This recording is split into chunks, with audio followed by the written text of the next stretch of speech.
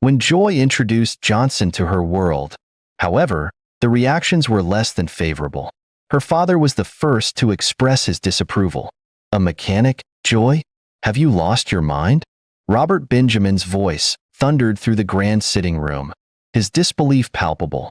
"What can he possibly offer you?" Joy Benjamin was the kind of woman who turned heads wherever she went. Born into privilege, she was the jewel of the Benjamin family, the daughter of Robert and Amelia Benjamin, owners of the renowned Benjamin Companies. Their properties stretched across countries, and the family name was synonymous with luxury, power, and wealth. Joy had grown up surrounded by everything one could dream of: designer clothes, lavish vacations, and endless opportunities. Yet, for all the material comfort she enjoyed, Joy had always felt like something was missing. At 28, she was the picture of grace and elegance, and her eyes sparkled with kindness. Her soft smile carried an air of humility that set her apart from others. In her social circle, to the outside world, she seemed to have it all: beauty, wealth, and charm. Yet, beneath the surface, Joy yearned for something money could never buy: genuine love. Her family adored her, but they had certain expectations. Amelia, her late mother, had once said, "You must marry someone who strengthens our legacy, Joy, someone who matches your stature and ambition." Though her mother's words had been well-meaning, they planted seeds of pressure that Joy struggled to shake off even years later. Her father, Robert, took a more practical approach. "Love is fleeting," he often said. "Marry someone with sense and status. Everything else will follow." Joy listened to these words, but she didn't internalize them. She believed love should be about more than a merger between powerful families. Over the years, she had seen suitors come and go, each of them more interested in her last name than in her heart. She craved something real, something pure, and she was willing to wait for it. The day Joy met Johnson was unremarkable. At least, it had seemed so at first. She had been driving home from a charity event when her car, sleek black convertible, started sputtering on the outskirts of town. The engine failed, leaving her stranded on a deserted road as rain clouds gathered ominously overhead. Frustrated but composed, Joy called her usual chauffeur service, only to be informed that they couldn't send anyone for at least an hour. With no other options, she pulled up her coat's hood against the drizzle and began searching for help. Then abruptly a young man on a bike stopped. "Can I help you?" he asked, wiping his hands on his face. Joy nodded her head and began to explain her situation, her voice calm but tinged with the frustration. Johnson listened attentively, nodding as she spoke. Then, without hesitation, he began to examine the car as if he was a mechanic. And as soon as he began, everything was settled. When Joy handed him the bill, he refused, trying to kick-start his bike. Joy insisted on paying. Johnson shook his head firmly. "That's not necessary," he said. "I didn't do it for money. I only wanted to help you." Joy was taken aback by his refusal. She was accustomed to people taking from her all the time, but Johnson treated her differently. For the first time in a long while, she felt seen, not as Joy Benjamin, the heiress, but as a person, someone who could be in need. Over the next few weeks, Joy found herself thinking about Johnson more than she cared to admit. She called him with the card he gave her, and then she noticed that he was truly a roadside mechanic. She went to his garage under the guise of needing minor repairs, each visit an opportunity to learn more about him. Johnson was hardworking, honest, and fiercely independent. Joy loved people with a humble beginning. She loved people like him. For Joy, their conversations were a revelation. Johnson didn't care about her wealth or status. He was genuinely interested in her as a person. He listened when she talked about her dreams and fears, offering thoughtful insights rather than empty platitudes. Their connection deepened with each meeting, and before long, Joy realized she had fallen in love. When she introduced Johnson to her world, however, the reactions were less than favorable. Her father was the first to express his disapproval. "A mechanic, Joy? Have you lost your mind?" Robert Benjamin's voice thundered through the grand sitting room, his disbelief palpable. "What can he possibly offer you?" Joy met her father's gaze, her voice steady. He offers me honesty, kindness, and love, things money can't buy.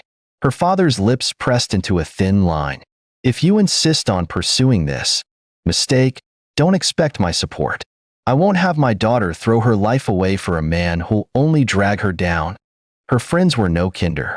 At a cocktail party, Perpetual, her closest confidant, pulled her aside with a look of disbelief. Joy, I know you're tired of the same old crowd, but Johnson? He's so ordinary. Joy bristled at the comment. Since when is love about appearances, Perpetual? Perpetual sighed, swirling her wine. It's not just about appearances. It's about compatibility. You come from different worlds. You'll end up resenting each other. But Joy refused to listen. She had always been headstrong, and this time was no different. Against all odds, she chose Johnson. Not because he was perfect, but because he made her feel alive in a way no one else ever had. Joy walked inside the boutique with Perpetual grumbling at her back. Joy didn't like the fact that her girlfriend didn't like the man she wanted to marry, that she condemned her like every other person around her. But it wasn't their fault. They didn't know what love was all about. They thought that love was all about money. Joy had severally explained the reason why she loved Johnson. Johnson might be poor, but he had a good heart. He was the best thing that had happened to her. Joy loved the way Johnson pampered her with the little money he had. He had taken her on a date in an expensive restaurant. But everyone around her thought that Johnson was only pretending. They said that he only loved her because of her money, perhaps because of her position in the office. But Joy knew that he loved her. Because of none of them. He loved her because he wanted to love her. After all, he didn't know her the day he rejected her money after repairing her car. Joy moved to the male section in the boutique and began to bring some clothes down both shirt, trousers, and polo. Joy, what are you doing? Perpetual asked, staring at the clothes. What? I told you that I want to shop for my man, Joy answered angrily. That wasn't the first time Perpetual would be doing something like that. For your man, you said? Perpetual said, and Joy nodded her head. Joy, I have told you that this guy doesn't love you. He is only with you because of what he is getting from you. Can't you see it? Allow me to worry about that. I love him, and that's what matters. What you have failed to understand is that Johnson didn't know my last name when he helped me. Says by who? He knows you, and I think you should be careful with the way you spend your money on him. Joy brushed the topic aside and continued to select different beautiful dresses for Johnson. Perpetual stayed at the back so angry and annoyed. When they got home, Perpetual refused to carry any of the bags. She insisted that Johnson should come out and carry them. After all, he wasn't doing anything at home. But Joy chided her. Johnson is going to be my husband soon, and with money or without money, he must be accorded his respect as a man, Joy said angrily. Johnson was inside the sitting room watching movies when Joy and Perpetual entered. Johnson sprang up and gave Joy a warm embrace, kissed her, and went inside immediately to get cold water for her. Perpetual was there staring at them. For all she knew, everything Johnson did was for money and nothing else. Johnson went inside and came out with a bottle of chilled water and 2 glass cups. He placed them on the center table and disappeared inside the kitchen. Few minutes later, he came out with a tray of fried rice and chicken. Who made this food, babe? Joy asked with a surprised look. Even Perpetual was surprised, though her anger obscured it. I made it. Didn't I promise to make something for you? Johnson said, grinning from ear to ear. You did, but I didn't know it would be something like this. I thought you were going to make a simple food and not something as stressful as fried rice. Taste it first before praising me, Johnson chuckled. Joy went over to the dining and began to devour the food. She praised the food so much that it began to irritate Perpetual. With so much happiness, Joy began to unpack all the clothes and shoes out. She told Johnson that she wanted to surprise him, but his own surprise was much. Johnson hugged her so tight and kissed her several times. They were happy, tickling each other, but Perpetual wasn't. She sat at the couch burning inside. Everything Joy did with Johnson irritated her. She hated the fact that Joy was the one taking care of a man instead of the man taking care of her. She didn't know the kind of mechanic that abandoned his job to live with a woman. Perpetual looked for every little thing just to hate Johnson.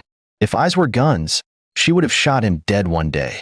But one thing undeniable was Johnson's handsomeness. He didn't have money, but he had the body, the height, and the facial look. His well-plastered beard, his height, straight leg, even face and white set of teeth. What of his dark, excellent skin color? Everything about Johnson screamed cute and beautiful. Joy said that his fingers were smooth and straight like pencils. Joy named him Model and also promised to enroll him in one of the schools where he would learn everything concerning modeling. He was a mechanic, a good one as that, but it wasn't moving for him. Without listening to anyone, Joy got married to Johnson. Her father wasn't in support of the marriage, but he had nothing to do to stop it. Joy and Johnson's marriage was a beautiful one. They continued to love each other. Joy was not a woman to rely on others to maintain her household. Despite her wealth and power, she didn't employ any housekeepers or gardeners. She insisted on cooking Johnson's meals and washing his clothes herself. "I want you to know how much I value you," she would say as she carefully folded his shirts or placed his favorite dishes on the dining table. "You're spoiling me, you know," Johnson teased one evening as they sat in the garden, the golden light of sunset casting a warm glow around them. "You deserve it," Joy replied, resting her head on his shoulder. "You work so hard, and I just want to make things easier for you." Johnson wrapped an arm around her, pulling her closer. "I'm the luckiest man in the world." Joy smiled, content in the belief that their love was unshakable. But everything changed one rainy evening. Joy had stayed late at her office on that day. By the time she left, the streets were slick with rain. The city lights blurred through her windshield. She was halfway home when it happened. A truck veered into her lane, its headlights blinding. The impact was instant and brutal, the sound of crunching metal ringing in her ears as her car spun out of control. People rushed immediately and took her to the hospital. Johnson's attention was called immediately, and he rushed to the hospital. Perpetual also came a few minutes after Johnson's arrival. Joy was in the ICT unit when they came. The doctor told them that the accident was so severe and had affected Joy so much. Johnson was terrified. He cried and wept badly. What would happen to him if anything happened to Joy? He knew vividly that Joy was his life. Later, the doctor summoned Johnson and Perpetual inside his office. "You are the husband, right?" the doctor asked, pointing at Johnson. Johnson nodded his head and muttered an incoherent sound. "And you are her friend?" The doctor pointed at Perpetual and she nodded. The doctor adjusted his seat and cleared his throat. Perpetual's eyes widened as she stared at the doctor, who was putting pressure and fear in them. "Mrs. Joy's accident is not a small thing, but thank God she was brought here on time. Is she going to survive it?" Johnson asked with his lips trembling. Fear had already gripped him. "Calm down. She will be fine," the doctor assured them, and Johnson inhaled and exhaled heavily. Mrs. Joy hit her face on the steering wheel. "I am sorry, but the damage had affected her eyes and her ears." "What?" Johnson cut in. Perpetual clutched her head with her hands. "Like I said, she will be fine. Calm down. Due to the damages, Mrs. Joy can't see for now. She can only hear what you say close to her ears." "Are you saying that my wife is blind and deaf?" Johnson shouted, clutching on his stomach. Perpetual, who had never liked Johnson, began to calm him down by pressing his shoulder. Johnson was surprised, but that wasn't his problem. "I am sorry, Mr. Johnson, but that is it for now. She is partially deaf and blind, but we will continue to do our best." "Will she see again? Is she going to hear something very well?" "I don't know for now, but we will continue to do our best." The days that followed were grueling. Joy struggled to adjust to her new reality, relying entirely on Johnson, Perpetual, and the nurses for even the simplest tasks. She felt helpless, a far cry from the independent woman who had once managed a company and supported her husband's dreams. Every movement was a challenge, every moment a reminder of what she had lost. Johnson was attentive at first, sitting by her side and helping her navigate the hospital room. But as the days turned into weeks, his visits became shorter and less frequent. "I have to check on something," he would say, kissing her forehead before leaving. "I'll be back soon." Joy nodded each time, though her heart ached at his absence. She told herself he was simply busy, that he was doing his best to juggle his responsibilities while caring for her. But the loneliness in her hospital room was suffocating. When Joy was finally discharged, returning home felt bittersweet. Her once beautiful villa now seemed like a labyrinth of dangers. She bumped into furniture, tripped over rugs, and burned her hands while attempting to cook. Despite her best efforts, she felt like a stranger in her own home. Johnson tried to help at first, guiding her through the house, but his patience wore thin as her dependence on him grew. "Joy, you have to be more careful," he snapped one evening after she spilled a pot of boiling water on the counter. "I'm trying," Joy said, tears streaming down her face. "I'm sorry," Johnson sighed, running a hand through his hair. "It's fine. Just let me handle it next time." Joy nodded, her heart heavy with guilt. She hated feeling like a burden, but she didn't know how to make things easier for him. Few weeks after Joy returned from the hospital, she noticed that many things had changed. Johnson was no longer the husband she married. He no longer helped her in the kitchen. At times she would be the one cooking alone. In her condition, and her friend Perpetual, who had always been her rock, had also changed. Perpetual no longer visited the house like she used to do. At times when Joy asked her why, she would say that she was busy. Because of all these, Joy begged Johnson to employ a maid, someone who would be taking care of her, but Johnson refused. In his words, he didn't want any maid in his house. A house he didn't know how much the house rent cost. But he was a man, the head of the family. When Joy said that she would ask her family to find one for her, Johnson threatened to leave the marriage if anyone comes to the house. "Marriage is for two people," he said. Joy now shaped her mouth each time. She wanted to talk to Johnson, because whatever she said was always received in another way. Johnson would always say that she was insulting him, because she had more money than him. So because this, Joy continued to stay without a maid. One day Joy was inside the sitting room when Perpetual entered. Well, Joy was blind and deaf, but she heard the faint clicking sound on the floor. "Who is that? Who is that?" she asked, but no one replied to her. She imagined if she had heard something, or not, because the sound was faint. Perhaps her mind was playing tricks on her, she reasoned. Perpetual entered the room and began to laugh with Johnson. They laughed and fell on the bed, clung into each other. Johnson said that Joy was a fool to think that he would consider marriage after what happened to her. In his exact words, he would never marry a blind woman who would depend on him. But what he didn't remember was that Joy married him as a poor, wretched man who would always depend on her. While they were on the bed cuddling each other, Johnson heard his name.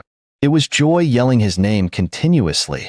He sighed heavily and tried to stand up, but Perpetual dragged him down. "Let her sort herself out," Perpetual said, and both collapsed on the bed again. The whole thing was becoming too much for Joy.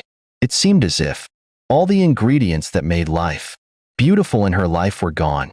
Her eyes, her ears, and then her husband and her best friend. The only people that would have cared had abandoned her because of her choice of husband. Although they didn't disown her, but that caring wasn't there again. She loved Johnson, but she could sense that something was wrong. Her instinct told her that Johnson was bringing a woman inside her home, that he was dating someone, but each time such thought came into her head, she tried everything possible to brush it off, saying that she was thinking that way because he was no longer taking care of her. One afternoon, her personal accountants visited. Thank God Johnson wasn't around when he came in. He told Joy that the rate at which Johnson had been taking money from their joint account was no longer normal. He spent money as if money was water. Joy gnashed her teeth and blamed love for everything. She told her accountant to move a huge amount of money to another of her accounts. She thanked the man profusely for his help and also promised to repay him for all his work. It was a monthly annual checkup. When Joy went to hospital, the doctor told her that she was going to spend 7 days in the hospital. There's something he would love to do to know if she would regain her sight fully. Joy was so happy. She made a call across to her husband to tell him that she wouldn't be coming home for 7 days. Although she didn't tell him the reason, she only told him that the doctor said she would be in the hospital for a total examination. The only thing Johnson asked her was it getting bad? This broke Joy's heart. At first she thought that Johnson would offer her a shoulder to lean on, but it was crystal clear that Johnson wanted her to die in pain. For those 7 days, Johnson didn't visit her in the hospital. She called and called, but he never answered her calls. Neither Johnson nor Perpetual visited her at the hospital. Right there in the hospital, Joy concluded that something was going on between Johnson and Perpetual. But then she thought of the way Perpetually had always hated Johnson. No, it wasn't possible, or could it be that she no longer hates him? The 7th day arrived quickly. Joy lay on the bed with her face towards the wall, but she could hear the clicking sound on the tiles. It was the doctor. The doctor came in and removed the tape in Joy's eyes. "Open your eyes slowly," the doctor said. Slowly and gently, Joy opened her eyes. Everything was blurred at first, a kind of faint darkness. She could see something far. Joy smiled sweetly and said, "Doctor, I can see small. It will take days, weeks, or even months, but you will regain your sight. And whatever that affected your eyes was also what has to do with your ears. So as you regain your eyesight gradually, so shall you also regain your hearing," the doctor said. Joy was overjoyed. She felt like jumping up and down. She shook the doctor's hands continuously, but then something clicked her mind, and all her happiness disappeared. Her husband and her best friend. Those two people she had given a good life. She had done everything for them, but what did she get when she needed them most? Nothing. Perpetual was a nobody when she met her during their youth services days. Her monthly allowance was nothing. It was she, Joy, who brought her in to stay with her in her own apartment, and after the service, she helped her to secure a job in one of her father's companies in Lagos. What of Johnson? His own was nothing to write home about, yet she loved him. Even when people gave her every reason not to love him, yet she loved him. She created a joint account where he would be able to take money as he wanted, without telling her first. She also paid 1 million naira into his personal account every month. She had never asked him what he did with all that money. Perpetual had told her to stop giving him money, that he was spending them on other girls. But she didn't listen to her. It wasn't in her place to know how a full-grown man spent his money. Being poor shouldn't rub him off his manhood. He is an African man, Nigeria man to be precise. Therefore, he was the head of the family. But everything became clear after the accident. Now she had found out that Johnson never loved her. He only loved her money, and that was why he wanted to spend all the money in the joint account within 3 months. Let this be a secret. I don't want anyone to know that I am regaining my sight. Not even my husband," Joy said to the doctor, and the man nodded his head. At home, Joy sat on the couch in the sitting room, her walking stick placed by her side. Her black spectacle covered her eyes. She needs to pretend. As she was busy deliberating on what to do if she found out that there was something going on between her husband and Perpetual, she heard the clicking sound on the floor tiles. Her first impulse was to call Perpetual, but then she remembered that she was blind and closed her already open mouth. "Who is that? Is anybody there?" she asked. But Perpetual didn't say anything. She watched as Perpetual paused and casted a dreadful look towards her side. Then she tiptoed through the sitting room inside the room. Joy felt like screaming. Her first impulse was to grab her and flog her on the floor. But she controlled herself. So her instinct wasn't wrong. There's something going on between those two. God! She screamed inwardly. She didn't know what to do. Confronting them wasn't a good idea. Joy calmed her nerves, breathed in and out slowly. As she was about to rest, she heard their laughter echoing from the corridor. Then she saw them. Both of them couldn't control themselves. They collapsed on the couch on the other end of the sitting room, kissing and cuddling each other. Joy froze as she watched the drama played in front of her. The ones they did inside the room weren't enough. She heard the way Johnson was prophesying his love for Perpetual. Johnson told her that he loved her more than Joy, that he had only accepted Joy because of her money. But Perpetual was the one he genuinely loved. Joy's stomach grumbled and tightened as she listened to the nonsense coming out of their mouths. Even the way Perpetual was telling him that she loved him so much. It took the grace of God for Joy to control herself. When they left, Joy began to ask herself questions. Did it mean that something like that had been going on before? When did it start? Was it before or after her accident? Why Perpetual and Johnson? Why her best friend? How could Perpetual do something like that to her? She didn't know what to think. She didn't know if she should base her worries on Perpetual or Johnson. How could the two people she loved so much betray her like that? The betrayal seemed worse than the accident. How could the two people she loved and trusted treat her that way? And then she told herself that she had nothing to do with both again. They were dead to her. She called her accountant and told him to pull all the money in the joint account out. She knew that by doing that she would break Johnson's wings. All she wanted was a silent revenge. She would do something that both of them would regret the day they met her. What they didn't know was that the same teeth she used while laughing was also the one she used to bite someone. Now she had used it to laugh, but they didn't appreciate that side of the teeth. It was time to bite with it. Perhaps they would appreciate that one. Joy was laying on the bed in the early hours of the day when Johnson bashed inside the room angrily. "What is the meaning of this?" he snarled. "What?" Joy asked slowly. "How come there's no money in the account again? What happened to all the money in the account?" Joy shook her head. "I don't know. I haven't even withdrawn from the account." "Babe, what are you saying?" "I don't know anything about the money. That's what I am saying." "Babe, you need to call your accountant to verify what happened," Johnson said and sat closer to her on the bed and placed his arm on her shoulder. "You won't believe what happened to your baby today." "What happened, my love?" Joy said with a sweet voice, moving her fingers towards his face, feigning to be blind. She could see how dreadful Johnson's look was, the way he was staring at her without knowing that she was seeing him. "I went to a club with my friends. They all paid for what they ate, and when I wanted to pay for my own, it was then that I noticed that there's no money in the account again. You need to see how embarrassed I was. One of your friends would have paid for you. They all refused. I didn't come back with the car. They said that I won't go with the car until I pay the money." "Why? Did they know who they were playing with?" Joy feigned to be angry, but her heart was full of happiness. "That was exactly what I told them. I will definitely deal with their manager when I pay the money. Meanwhile, how much is involved that they had to take your car?" "Just 3 million naira. Imagine, an ordinary 3 million naira. That's why they seized your car." He planted a kiss on her left cheek. "This is why I love you. Babe, please call your accountant and find out what happened. Let's know if it is a network or what. I want to go and bring the car home." "I will, baby," Joy said and picked up her phone. "Let me get something from the kitchen," Johnson said and left. But as he was going out, Joy followed him slowly. Then she heard their voices. She peeped through the open door and saw them. It was Perpetual talking to him with a harsh voice. "This is the perfect opportunity. She is blind. She could only hear something when you say it directly to her ear.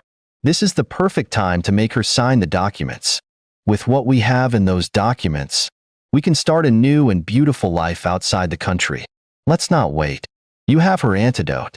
Go now and collect the paper from your lawyer and make her sign it." "You are right. I think this is the best time for it. Are you following me, or are you going to wait here?" Johnson asked. "No, I will wait here. I don't want to jump into those buses. Your car is not here and none of her cars have fuel," Perpetual replied. Joy went inside the room and wept bitterly. She blamed herself for trusting and loving too much. So if she was blind, that was the way those two planned to dupe her. That was the way they would have left her to die in pain and depression. She shook her head and gnashed her teeth in pain. She picked up her phone and made some calls. Then she hit her head continuously on her pillow. Forcibly, she sprang up, wiped her tears and went to the sitting room. Perpetual was sitting on the couch scrolling through her phone. In order to act like a blind person, Joy headed towards the couch where Perpetual was sitting. As she approached the couch, Perpetual's eyes widened in horror. She quietly stood up and went to another chair. Inwardly, Joy was killing herself with laughter. It took grace of God for her to stifle her laughter. Few minutes after she sat on the couch, Johnson came back with a brown envelope. "Baby, are you here?" Johnson said, her question directed to Joy. "Yes," Joy said and nodded her head. Johnson placed the envelope on top of the table and went inside the room with Perpetual. "I want to pack my clothes. I won't spend a night in this house again," Johnson said, and Perpetual nodded in affirmation. Quickly Johnson and Perpetual packed all his belongings. and took them to the sitting room. Johnson rushed inside the room and came out with a glass of water. He handed the water over to Joy, urging her to drink. Joy drank a little bit and slowly kept the cup on the table. "Baby, sign this paper," Johnson said with a sweet voice. "Which paper? What exactly am I signing?" Joy questioned. Johnson clocked his eyes with Perpetual raised eyebrows, urging him to go on. "Sign it so that I can go and bring the car back. They said that my wife must sign this paper before I will take the car." "Why?" "Baby, forget about why and sign the paper first," Johnson said, dragging Joy's hand towards the place to sign. "Is this the place? Should I sign here?" Joy continued to ask, dragging her fingers from here and there. Johnson became furious that he didn't know when he screamed at her. "Can't you just sign here? Stop dragging your fingers." Johnson calmed down, Perpetual said, and her palms flew to her mouth. She didn't know when those words escaped from her mouth. "Who is that? Did someone say something now?" Joy asked. "No, there's no one else here." "Babe, sign here, let me go and bring the car." They were so engrossed in what they were doing that they didn't notice when some policemen came inside the sitting room. "Officers, welcome," Joy said, startling Johnson and Perpetual. Johnson wanted to say something, but he didn't know what to say exactly. He was trying to put everything that had happened together. How did Joy see them? Wasn't she blind? Joy was blind. She was blind and deaf. As he was about to say something, Joy removed her eyeglasses and walked towards the police officers. She shook hands with them and turned to Johnson and Perpetual. These two were dumbfounded. "Are you surprised? Well, don't be surprised. I have been enjoying all your dramas and shows in my house." "What the hell is this?" Johnson managed to say, his lips trembling. Joy turned to face him, her expression icy. "This is the truth, Johnson. The truth about me. I have regained my sight and my hearing for months now, but I kept it as a secret to know you better." Perpetual's face turned pale. "Joy, I can explain." "There's nothing to explain." "Perpetual," Joy interrupted, her voice sharp. "You were supposed to be my friend. Instead, you were sleeping with my husband. I gave you life, everything, yet you did this to me."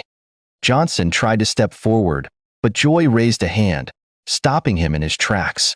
"You told me you loved me, Johnson," she said, her voice breaking.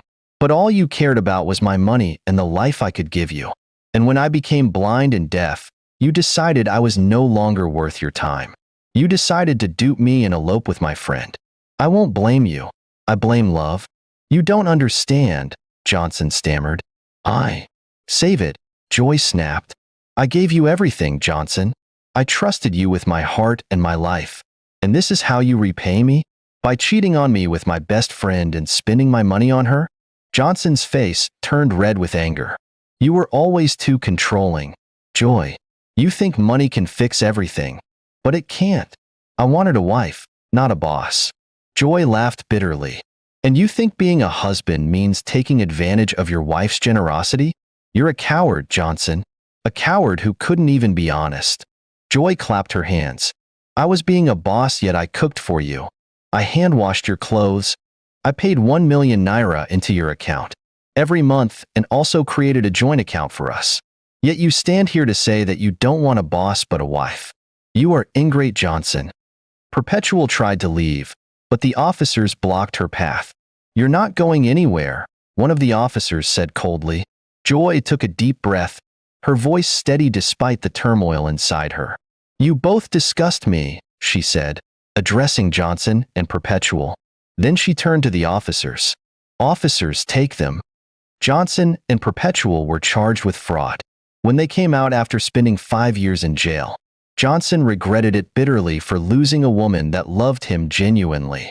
Perpetual tried to go back to apologize for her mistakes, but Joy didn't allow her. She also ended up in regret. Meanwhile, Joy later got married to a lovely, wealthy man who treated and pampered her like a queen. They had 2 children, a girl and boy. Joy, despite what happened to her, continued to teach her children what love and true love was all about. True love means standing with the person you love, whether good or bad. Hello, champions. I hope you enjoyed the stories. Please hit the like button, leave a comment below, and subscribe to our channel. Thank you for always watching and listening to our stories.